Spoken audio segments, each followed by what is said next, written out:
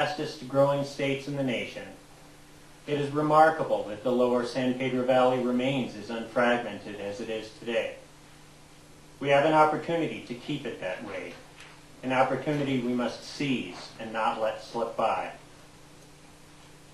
The Arizona Wildlife Linkages document, put together by the Arizona Department of Transportation and Arizona Game and Fish, with help from the Bureau of Land Management and U.S. Fish and Wildlife Service, recognized that the most significant threats to Arizona's wildlife populations are habitat alteration, fragmentation, and loss from causes like development, transportation corridors, and land conversion.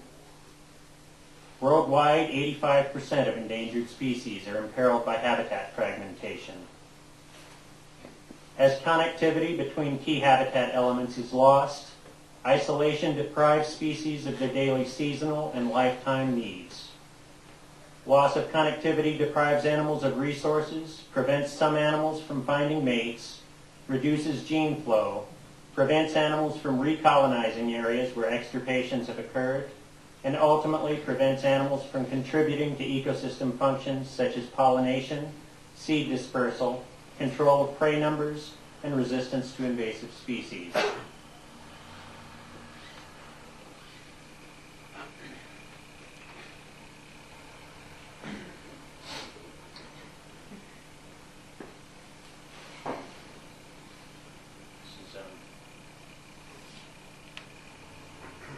A Venezuelan study showed the importance of placing power lines away from areas where birds congregate to nest and feed. As I mentioned before, about 400 species of birds nest and feed in this valley.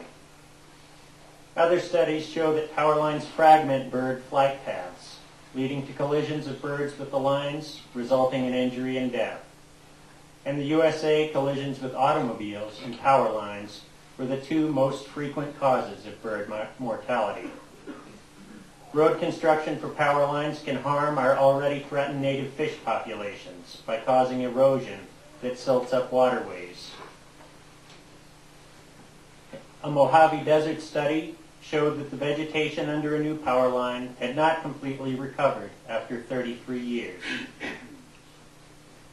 Additional studies have demonstrated that small mammal movement, such as that of the Sonoran Desert tortoise, is inhibited by even dirt road barriers as small as 98 feet wide.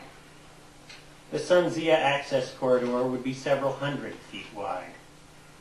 Such barriers have been shown to lead to local extinctions if an area is affected by fire or drought, reduce immigration of species to areas which may need replenishment. I'll skip a little bit here because time's running out.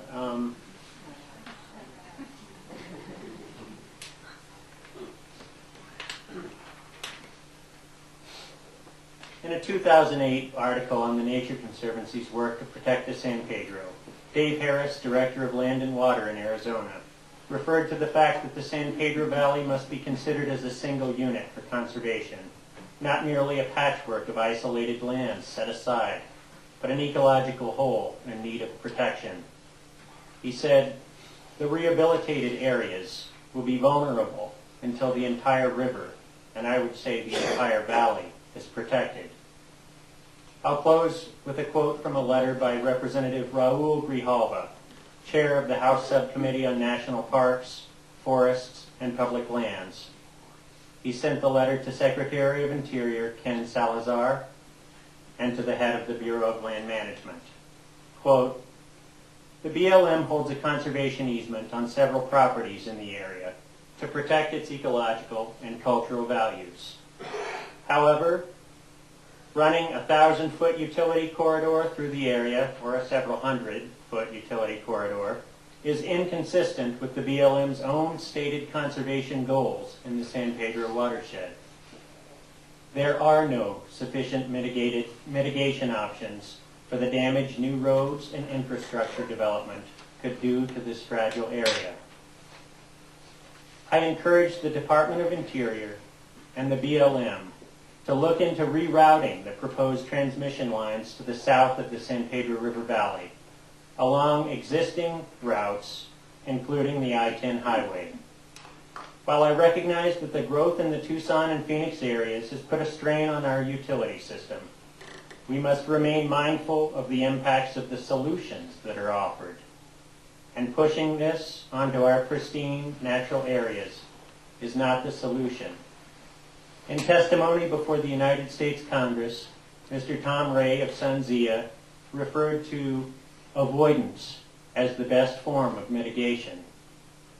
If that's true, I would say avoid the San Pedro Valley.